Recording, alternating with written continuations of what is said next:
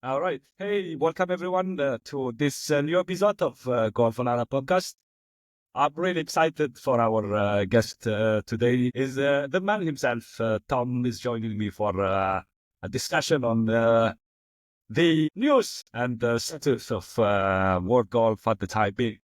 For those who don't know Tom Hobbs is the creator of FlashingIt, a very famous online platform on different platforms, like Twitter, Instagram, and other platforms. He's covering golf in a new way that is different than what the traditional media is doing. It's been doing headlines all over the world for the last couple of years, especially for the big news is breaking across golf world. Tom, thanks for joining me. And Mestapha, thanks for having me on. That's quite the introduction. I appreciate that. Thanks a lot. Tom, let's start by telling people a little bit about your history. How did you get to start flashing it? It's a good question. So basically, I was a professional for the early part of my career, and I was in and out. I turned pro at 17 and got my amateur status back again at 24. I just struggled with injuries, didn't realise that playing professional golf wasn't really the life for me, and I wanted golf to be back as a hobby again rather than a job. So I went back to doing that, played a bit of amateur golf. Obviously, life moves on. It becomes very difficult to play a lot of top level, like high quality golf. So I got into had my job, started a family, everything, and then COVID happened, and I had two young girls at the time, and I didn't really have a lot to do with I sort of sat around holding babies. So I thought, let's set up a social media account and just start talking about golf. So it originated as just, I was called originally UK Golf Memes, and I used to just like post silly memes about golf. And then sort of about a year later, I thought there's loads of these meme accounts around. I've had a bit of enough of that. So I wanted to start talking properly about golf and get really connected to the sport again. So that's what I did. And then I started telling stories, and here we are now, 3 years later. Well, what's the difference between life as a golfer, as a professional golfer, and someone that is from the outside covering the news, covering what the actual pros are doing? It's interesting because it does keep you very connected. Like guys, talk to players which some of them I used to compete against. So like John Parry, who won on the European Tour at the end of last year. I played junior golf with him. Ollie Fisher, who's on Sky Sports Golf, I played against him as well. And it's interesting because you see these guys that you used to play with, and that's pretty cool. But obviously the superstars that you get to sort of mingle with and talk with, like interviewing Ian Poulter, that was, if I told my childhood self that I'd get to do that, I would have been blown away. And it's a very, very sort of interesting side of things, which I've been very lucky to do.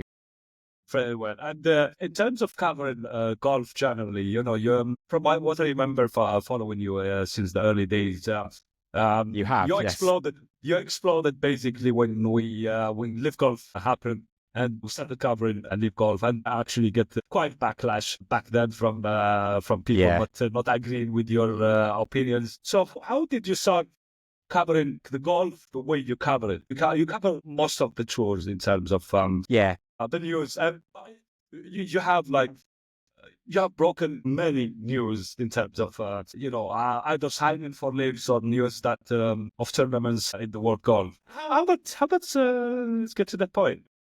It's a good question, really. I mean, you say about LIV, it kind of took off at that time.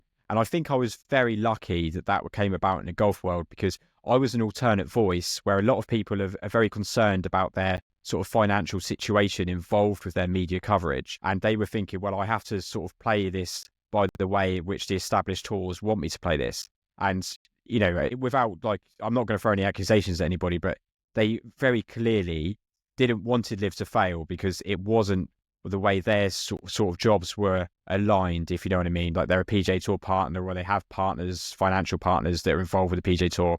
And so that they were covering it a certain way. And I thought the coverage certainly at the start was massively over the top and highly biased. And so I offered that alternate viewpoint.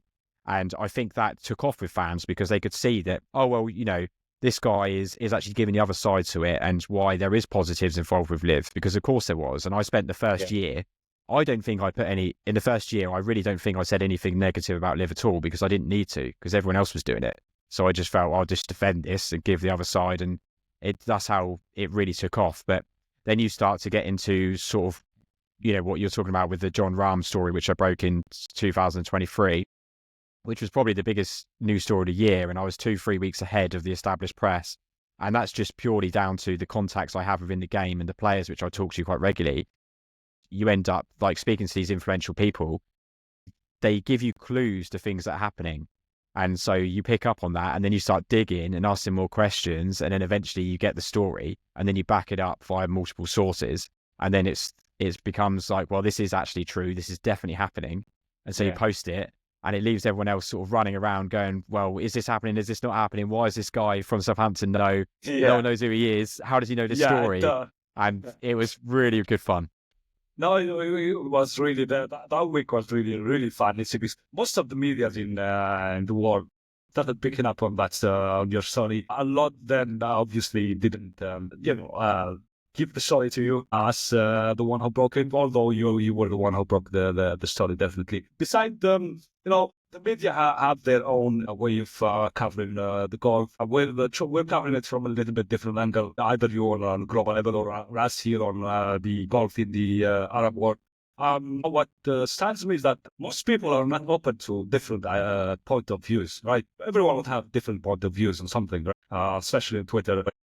Or start attacking each other. They want to have their point of views, but you're not allowed to have your point of view on something. What do you think the reason for this? I think that social medias create echo chambers because you can pick who you follow and you can just mute people that you disagree with. So I've noticed that in particular, that you end up with, and not me, because I'm not like that at all. I don't block anybody. I listen to all the criticism and take that on board. But I think that certainly a lot of people will only follow the media accounts which are saying what they want to hear. And you see this as like a microcosm of society, where in politics, people are one side or the other. And there's always an excuse why the other person thinks something that's different to you. They can never just have those beliefs, and people can't accept that somebody might disagree with them. So they always have to like give a reason. You think this because you're corrupt, or you think, or whatever, absolute rubbish that they talk. Yeah. And I think social media drives that. And just what's happened with golf is just very much a microcosm of just wider society now. Yeah. I think as well, social media is playing a really big role in how golf is perceived, especially with the new generation, the young generation. There is no way not to use social media. A source of giving a bigger exposure to players, especially new ones, or the big guys. So we'll have to deal with that one way or the other. Moving on, Tom, the Dubai Desert Classic starts tomorrow, and that's the first of 3 consecutive tournaments in the Middle East on the DP World Tour. Obviously, it's the biggest tournament in the area, one of the oldest and most prestigious tournaments. Tiger won it, DeChambeau won it, Rory obviously won it many times. How are you looking at this year's tournament, especially that the number of LIV players in the field is way higher than the previous 3 years? It is. I mean, I can't believe that this is Jon Rahm's first appearance. You'd think that being a Ryder Cup stalwart and playing so much golf on the DP World Tour that he would have been here before. So that really sort of took me by surprise when I heard that. I'm not too sure sort of how they're all playing because they haven't played golf for such a long time. So it'll be interesting to see what Jon Rahm does. The player I'm most looking forward to watching though is actually Victor Hovland, because he's obviously he struggled a bit in 2024 and he's coming back with a new swing move. And to me, I think he's gone back to that feel which he had as a junior, where he's got that double pump. Yeah. When he first came on tour, he gets there and he stops and then continues his turn. And I think that he could be very interesting to watch this week. That's for sure. Yeah. Who do you think would be? Rory's tough to beat, isn't he? He likes this place. Yeah. He likes to play in Dubai. The field is quite strong. Looking at Adam Scott as well is someone that people are they don't give him much chances. But if he gets he's been playing really well in the last couple of months on the PGA Tour as well in Australia. So the tournament itself become an icon of the Arab world in terms of golf. It grows so big that I think it's one of the few tournaments that tickets are sold out. Although tickets are they're how called free for the general public to watch. How do you think this kind of tournaments help improve the golf in the Arab world? Because one of the reasons, let's say, to get big tournaments in the area is to try and get exposure to big stars, obviously, but it's a way to grow golf. When you have like players in the world like Rory Ram and all these guys playing in the world, how does that help into getting golf a bigger exposure in the Arab world? Well, I think it's the impact it can have is kind of immeasurable, really, because you look at how Dubai has changed as a city since when it had the very first Desert Classic, which was back in like the early 90s. The high-rise buildings which have come out, the amount of expats now which go out there, like it really is like a melting pot of the world, isn't it? With the different nationalities and stuff which now go to that city, and golf has played a massive role in that, because as you look at the crowds, like you were saying, at the Dubai Desert Classic now, they're selling out tickets. It's just packed. Even last week at this Team Cup, which was formerly the Hero Cup, there was a really good crowd there. And that's something which you wouldn't have expected if you went back 30 years and said they're going to sell out tickets and they're going to have all these high-rise buildings behind. You're going to have a whole, array of top golf courses popping up in this area. You just wouldn't have expected that. And that's why golf is such a pivotal part of this. But you can see that it's being recognised by other countries, like Qatar's trying to do the similar thing. Abu Dhabi's trying to do the same thing. Saudi are now trying to do it as well. So I think it's immeasurable, and it has a huge impact on sort of the growth of not just golf, but just the cities in the Middle East as well. Yeah, and the local presence in this tournament is something that I'm always concerned about, because a tournament like the Dubai Desert Classic, it's a Rolex series, obviously, it's a top tournament, and the local representation is something that we need to question for the foreseeable futures, because let's say we only have one amateur, Adam Breslow from Morocco playing. Is he an amateur? Is he? I didn't know that. Yeah, he's an amateur. Yeah, he's gonna start in Texas Tech one next year in college in the US. So it's quite talented, and he made like a lot of points lately in the region. Yeah. He won the Pan Arab Championship that got him a spot in the International Series Qatar and the Saudi International. So he made the cut in Qatar. Yeah, then went to Saudi and did history ranking for an Arab in such a big tournament. He finished in the top 10 on 6th place at 17 under for an amateur. Yeah, that's amazing. Isn't something. But so, do you think that with time we will see Arabs competing? Definitely. Pros. Yeah, of course you will. It just takes time for this to grow, doesn't it? And for the talent to come through. But the more that they experience golf in their country, and the more that golf schools pop up, which is another thing, like the education side of, like, nobody, I imagine, sort of 40 years ago in the Arab world would have thought about playing golf too much, because there weren't the golf courses, the facilities weren't there. But once they do come in and that sort of infrastructure improves, it gives the opportunity and it gives a place for them to go. I mean, I'm sure you've experienced it, like when you've traveled around these countries, that now you have these top facilities. It gives a great opportunity for the youngsters now. And eventually talent, when you have that facility and that opportunity, talent does come through. And it's just something that's inevitable, I think, in the coming years. Yeah, it's not easy access, let's say, especially for most people to have access to like training facilities or high caliber field courses, let's say. That's changing with time. But from your perspective, what do you think the countries should be doing to get golfers, especially on the professional level, and get them to shine on the world stage?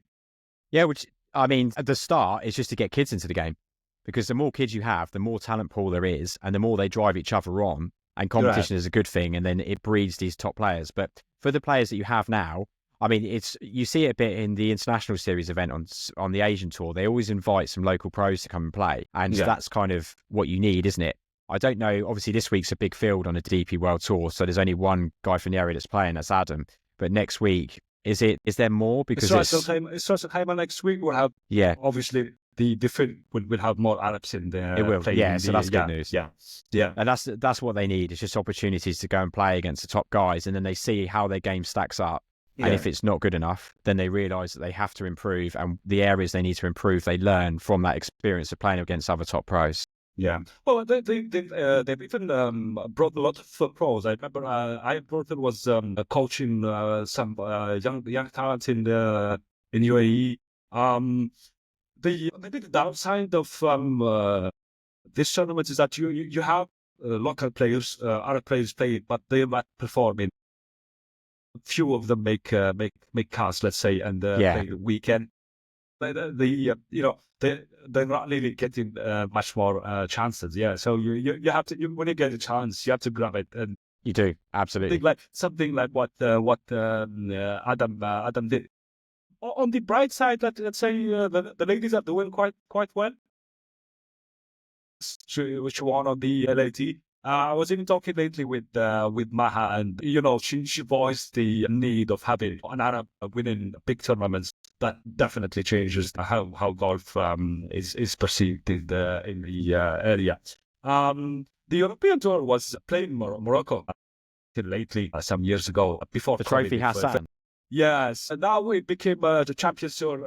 That's right. Yeah, Champions Tour tournament beside the LAT Lena Marine Cup, which happening in the next couple of weeks. Why do you think DP World Tour would leave such a close by country to Europe? Doesn't. So sorry. Why would they leave Morocco? Not sure. I don't know. No, I mean, I don't know really what happened with the Trophy Hassan, but like you say, it's whoever was funding the event wanted it to become a Champions Tour event, and they get these characters going over. I think John Daly went last year, so it kind of, maybe that's just what they're into. But as you were talking about the LET, was it Ines Laklalech who made history? Was it 2 years ago? Yeah, she looks like a fantastic player, doesn't she? Yeah, she went on to get her LPGA card as well. She played 1 year in the US. That's right. It was far from home. It was quite tough. She came back last year. She played on the European Tour. Both Maha and Dinas, they have their card for the year and on the LAT as well. But these are the examples we have on the ladies. Let's say they're top. Yeah, definitely very well known. But on the other hand, what they were saying is like, even someone that won on the European Tour, he goes in Morocco, let's say, he's not well known. He can live his life really freely. So golf is not really how we call it, a sport that is popular, let's say, in itself, but it's getting enough attention that in the coming years things will be way different in terms of That's good news. We had the MENA Tour as well, a couple of years at some point, and then when LIV started, they started to do something with LIV. If I remember well, from there was even an announcement that LIV will be played under the MENA Tour, and then nothing happened. They sent an announcement, and then they stopped. It was a tour that actually quite even for pros in Europe, in the tours they were going there to get more experience. There was a few of my friends played there. A couple of my friends went out and played there, actually. I think Stu Archibald might have won out there, actually. He was around sort of 10, 15 years ago. He's one of the guys I used to play with on the Europro when I was actually like trying to play for a living. So, yeah, it was definitely a very good sort of opportunity. I'm not really sure. I mean, how many MENA Tour events were there last year? No, there was none. It stopped for a long time. Weird. Yeah, since before COVID. Yeah, exactly. Yeah. It's like LIV killed it. Yeah. Isn't it? It kind of feels like that. Yeah, not good. No, this is not, the last thing I remember is that there was an announcement with LIV, and then silence, and then at the end of 2023, they made an announcement that they would be starting the new season, and nothing happened. That's it stopped there at some point. So we've never heard anything from. No, it's a shame. It's a shame. It's a shame as well. Yeah, so I would say it helps a lot. There were quite a lot of tournaments. Now we have the EP Tour as well, playing Challenge Tour, playing a lot of tournaments as well in the Middle East. The Asian Development Tour does travel out there as well. Yeah, exactly. So in Africa, the full focus is on South Africa. From what I heard as well, the tournament in Kenya was scrapped this year. Not sure. I think the ladies, if I'm not mistaken, or the Oh, was the it? debut. Oh, Of that's a the, shame. so mainly the focus is on South Africa. So there is no much how call it. Kenya's doing very well in terms of Zimbabwe has two players playing. Well, they did have. Yeah.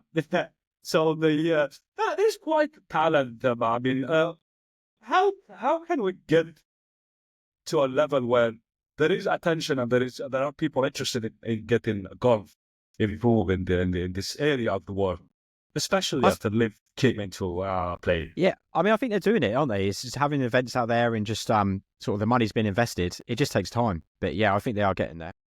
Yeah. Okay. Going back to LIV, Tom, how is the preseason? Looking into the new season of and the fourth season of LIV Golf, things are calm than last year, definitely. Yeah. Very much People so. are very much they're calmer. Why do you think they're that calm this year? I think that there's a lot of uncertainty at the moment between the deal between the PGA Tour and LIV, and I feel that LIV probably didn't want to poach any of their players. But I also know that they weren't paying the big contracts. They said this at the end of 2023. This was the last round of substantial upfront contracts. So it was take it now or that's it.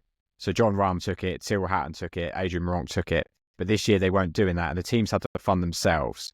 So you then get the links and the rumours of the big players which are going. But the whole time through it, I was thinking I'll be surprised because they're not going to pay the $50 million, $100 million, which they have been paying in the past. And the players, they still expect that, even though they're, whether they're worth that or not is another question. But because LIV have paid it, they now expect those upfront contracts. And LIV wasn't doing that. So you end up in a position where they've had to sign sort of younger up and coming talent. And you have to imagine as well that some of these players were not the first choice for the captains, because you've got some guys which have literally just turned pro, are completely unproven. They're going on to teams where that would never have happened last year or the year before. Yeah, I don't really know sort of how to judge it. I think it's been a bit, to be honest, I think from a narrative point of view, I think it's been a bit, well, very negative really. It's always been a bit of a disaster, like bringing back two relegated players, losing a young talented winner like Eugenio Shikara. And I just think it's been, they've lost a bit of momentum and a bit of ground, but as they start building into the season, they've literally just announced that they've got a new CEO. So that's going to be a massive news story. They're going to announce the TV deal in the coming days, and they've got loads of sponsorships and stuff. So they'll start building up and sort of ramping that up now until the new season, which starts obviously in Riyadh in February. Yeah. Do you think that the change of leadership, especially the CEO, that definitely changing the CEO? That's a news. Do you think that plays a role in how things are moving into different directions for them? Yeah, it's got to be, because everybody that's been on the PGA Tour side has pretty much said they want Greg Norman to be removed as CEO of LIV Golf, and he has now. That has happened. So whether that's some sort of concession from Yasser and the PIF that they wanted him to be removed so that they can move forward with these talks, I don't know, but. I think people will probably disagree with me on this, but I think Greg Norman did quite a good job getting this off the ground, because there was so many headwinds and he faced so much criticism that there aren't many characters in the game that could have withstood that, and to actually stand up with a brave face, take it on the chin, and just get on with your job. There's not many people at all. Like, I probably wouldn't have been able to handle it. I'd have walked away. I think there's a lot of other candidates which would have done the same thing. So I think he should be, whether you like LIV or don't like LIV, I think that he should be credited on the job he's done in the first 3 years. Yeah, the player mentioned Shakara, the young Spanish talent who relegated from LIV. Obviously, you had an interview with him, and you posted some news lately. People that it sounded like negative toward LIV, let's say. Yeah. What amazed me is the amount of people that are trying to explode this and even use it in a way that says things negative about it. Definitely, the player has his absolute right to have his own point of view and say what he believes in. Why people take anything that is not even slightly negative in terms of news about the abstract, the LIV, and try to to use it. Although on the other hand, I mean, us and League, they're doing really amazing things to the like golf in the world themselves. Without League, we wouldn't have seen not even a piece of the changes that are happening in across the world, not only on the PGA Tour, on the DP World Tour, and on the Asian Tour. The Asian Tour is becoming a massive tour because of Flip. So people are not taking the positives of the LIV happening and using the negative. Well, why this discrepancy? I think there's two reasons why that story blew up. The first one is that it justified a lot of the criticism that these like talking heads and media personalities had given LIV, because they said that it doesn't mean anything. They're only playing for money. Yeah. You know, it gave them full justification of all the things they were saying at the beginning. Sorry, excuse me.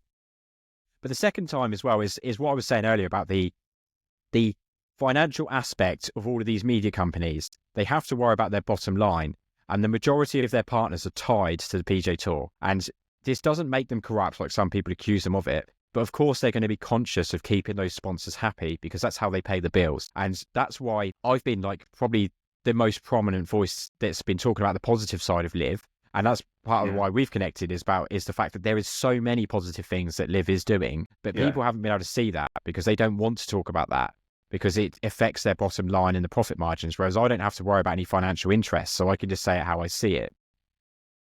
Yeah, people should really be focusing on the fact that there was very clearly a monopoly at the top level of professional golf where all of the talent was being siphoned and fed to the US system and going to North America for the PGA Tour. Yeah. And they put in a global pathway system, which they've even called it a global pathway system, which takes talent from all of the tours around the world and feeds it to North America.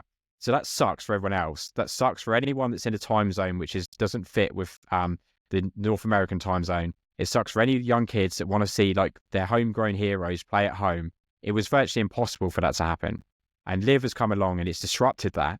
And it's now forced people to play more globally and given this opportunity for players like Cameron Smith to go back to Australia and for players to be able to travel. And like Bryson's going to India. Like you could never have pictured that happening 5 years ago, that the US Open champion is going to play a tournament in India. I mean, how good is that for the game? But no one will pick up on this story. I'm going to go to India actually and make sure it gets its full attention because no one will go and do that and no one will cover it. But that's the positives that it's done. And that's what I hope that, like you were saying about, when they pick up on the story, which I posted about Eugenio Chacarra, hopefully they pick up on this one as well about Bryson going to India, because it's a great thing.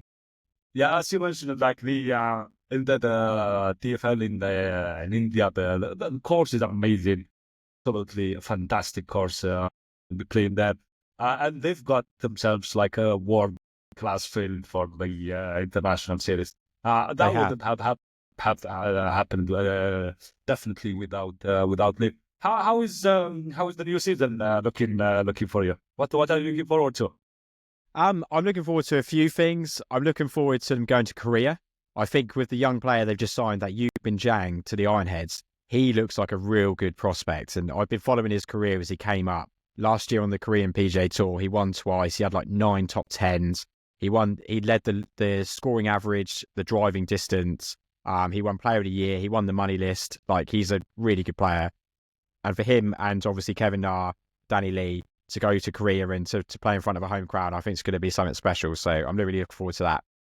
Yeah, perfect. And do you think that the competition will get stronger with the time on LIV? They were signing players, like they try to get big players. Now they're focusing more on talent. And I think even Rory was talking today about Tom joining Ram. I think most probably it's a done deal since Rory's talking about it. But do you think that the level will be increasing in terms of competition between players? Because last year, let's say Ram finished all the 14th, I think, to my family member, were all the 14 tournament in top 10. That's the worst he has. So you would say that the competition is that strong. Yeah. And that you went from one side, let's say.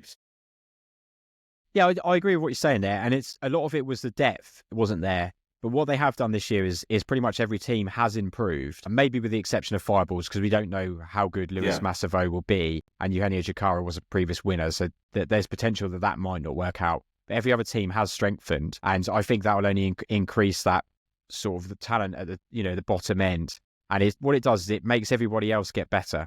So you look at players now, they're looking around them and thinking, well, there's no soft targets here. Like, I have to play well, otherwise somebody else is going to be ahead of me.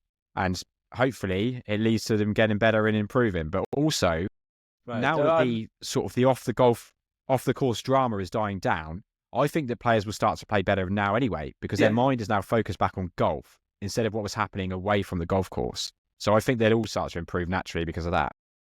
Right. And, something that just came to my mind, most probably the biggest positive thing that happens because of LIV is what the Shin boys doing outside the golf course, and that's something they can't. No one can, close an eye on. He became like a superstar. He has, outside of golf course, and he's changing how people view golf. Like, the amount of followers, views, and interactions, and even people getting into challenges with him. Him go and play in local courses that I couldn't even see his. Do you think that's a really positive side of being on LIV? Because now he's free to do whatever he wants. His release that inner talent, I might say, of him, because he's really very good in front of the camera, doing all this content. So that's something really good for the game of golf globally. Oh yeah, it's hugely positive. He could never have done this when he was on the PGA Tour. There's no way, because the media rights kind of suffocate you from doing anything outside of playing PGA Tour events. So yeah, it's huge. And he's I talked to Bryson quite a bit, and I was when he did the video recently of the amateur which hit a hole in one over his house and won 100 grand. Yeah. I messaged him and was like, that's so cool. Like, what else have you got up your sleeve? And he said, this is just the tip of the iceberg. We got so many plans for this year. So I can't wait to see what he's coming out with next, because it's so much fun. Yeah, it's really fun to watch this kind of influencers as well, golfers, guys are picking up on this. The content online related to golf is exploding. It is, on all areas. Moving on to the TGL, Tom. What's your point of view on that?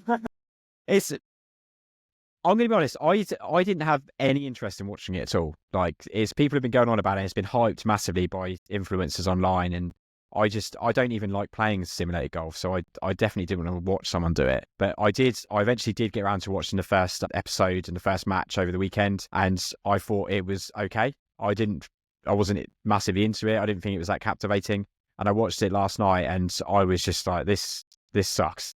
Was my honest opinion. It's seeing Tiger Woods hit a wedge from 100 yards, which flew the green and went into the water. And he looked like he hit a good shot. The technology was obviously flawed, and that's a big problem. They had to get the technology right. And when you have players like Kevin Kisner, doesn't even look like a touring professional golfer with how he played last night. He was shanking bunker shots. Like, he just wasn't there. And I don't know what people are going to get out of this. I don't know who they're aiming this at. They say it's aimed at kids, but I don't know any kids that are talking about it, so I don't know what it's aimed at. I really don't. I just think it's a huge amount of money spent on something which is going to be a disaster. They've got the famous players out. Obviously, none moves the needle like Tiger. Tiger is involved. People will be watching definitely, especially in the US. It's a bit difficult for our time zone to watch TGL. Unfortunately, it's not. It's really late at night, so that's gonna be focused mainly on the US market from what I understand. But do you think that it will evolve and get bigger in terms of the players as well? They bring the teams they're playing, because I've read news as well that they're even expanding in some other locations across the US. So obviously the investment is there. People are investing in the leagues in general. Even some stars, like even actors, singers, sports people are investing in it. So there is a traction. It's gonna gain, I think, a momentum with all the coverage. The exposure is getting across. I don't see it growing personally, because I think the players are going to get fed up with it. Because I know what I would feel if you have an intense schedule, which the first few months of the year on the PGA Tour are really intense, and then you're leading into the major season. The last thing I'd want to do is fly to Florida on a Tuesday night to go and hit balls into a simulator, which is going to destroy my feel, like, for the whole golf season. Especially that short game area. They're making them look like amateurs. They're hitting putts from 5 feet, which aren't touching the hole. Like they're hitting 10-footers, which are going 8 feet by. They're struggling with the pitch shots because of the grain. I think these guys, I really do think that they're going to start seeing this as a big burden and they're not going to want to do it on a Tuesday night. Like you finish up at Torrey Pines, you've got to fly to Florida to go and play in this and then go back to California again. Like I just don't see anyone wanting to do that. It's going to be difficult. Yeah. I think they played only 2-3 matches the whole season, if I remember well. But each team. So they're playing only 3 players out of 5 games. Okay. Yeah. Okay. But they can drop a week, like you say. But Tiger's, like, they're not going to want to drop Tiger from Jupiter Links because he's like the big, he's the big show, isn't he? He's the one that everyone turns up to watch. So I wonder how much enthusiasm he'll even have for it, even though he's an owner. But we'll see. Yeah, we'll see. I'm obviously not bullish, but some people are. So it's a lot better. There is, I don't think DGL would have happened even as well. Again, without LIV coming into the game. That's You're for right. sure. Yeah, definitely. That's for sure. So the technology, the advancement, how things are moving. This might end up with something really interesting, but people, especially young people watching it, it's because it's quite fast. 2 hours, you just have fun. It's late in the evening, let's say in the US, something entertainment. So it might be something big as well. But the good thing is that differences in golf, like not everyone will be watching DGL. Like some people already watched it the first time and they don't want to hear anything about it anymore. I haven't watched really except some clips online. I didn't get the feeling of how this is on the whole match. But we've seen blow-ups so far in the first 2 games. So there is no competition, so people this keeps going on, and they will lose the momentum, unfortunately. Yeah. So they need some teams to go head to head for that. I think we're 85 days from the Masters. Yes, almost. What do you think is going? Last year, Americans got them on. Europeans, when we ever see Rory getting a green jacket? I don't think Rory will win the green jacket this year, but I do think he'll win one because at the moment he's got a massive monkey on his back where he hasn't won a major now in over a decade. And so he needs to clear that first. And I think he's going to do that this year at the Open Championship. So I think he'll win the Open, which is at one of his home courses, obviously in Northern Ireland. So that he used to play out a lot as a kid. He's got the course record there. He might still own that, I think. So I think he'll do that. He'll win that. And then he potentially will win it next year. But I don't see Rory winning it this year. The Masters is, historically, it's very difficult to defend the Masters. And Jon Rahm obviously had a lot going on in his life last year. And he struggled. He only just made the cut and he struggled there. And I think that Jon Rahm could come back with a vengeance. He'll have a few tournaments under his belt. And I think he'll be really keen to prove himself this year. And I think John could be the one. Yeah. So we'll have LIV versus PGA Tour again. Wow, yeah. Yeah. It was bound to happen, isn't it? It's bound to happen. Do you think European would be able to get their hands, or Europeans in general, on the majors? Because it was quite some time. If I remember well, it's been a long time since Americans won all majors in the same year. Yeah, it's true. Yeah. I do think that there'll be a European, if not European, then an Australian or something. Someone who's not obviously American will win this year. Yeah. I'd love to see Wako Niemann do it. I think he deserves it. He's a young player that's yet to prove himself in the majors, but he could be one to suddenly take the step up this year. He's really worked on his game, and he can hit the ball both ways now off the tee, which he never used to be able to do. So he can hit a big, nice tight draw or fade around those tall pine trees they have at Augusta, and it'd be nice to see him play well. It's as you said, he hasn't proved himself in majors, unfortunately. He got the invite to the Masters, but he played the Masters. He played the Open last year. He played but he hasn't performed yet on majors, and I'm not sure really why that's the case. Although he's a really good player in all sides of the game. He's on par. He's still young as well. Yeah, he is still very young. So, if we say, we're 25, we're still January. How do you describe the state of professional golf? How do you see, golf generally across the world moving forward? Because a lot of pieces are together. But I'd like to add with your view of the golf in the world in 2025? How do you describe the state of it? How do you what do you think we will see in the future in terms of global game? Well, I think that we're now coming out of the disruption phase, which has been obviously very heated, and it's been stormy clouds above for the last 3 years. But they're clearing out now, and I think it's all sunny skies ahead. I really do think that things will start coming together. We're moving towards peace. The hysteria has gone.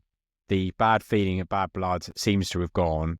And I honestly believe that this is the year that things start coming together again. And I think you'll start seeing more players traveling the world. Hopefully there's some sort of connection between LIV and the rest of the golfing establishment so that LIV players can finally get access to major championships. And then you can have some crossover of players between tours, like Bryson DeChambeau go back and play some like PGA Tour events, and some maybe Rory can come and play a LIV event one day. That might be pretty cool. So I think it's all positive from this point. All right. Well, Tom, thank you very much for joining me today, and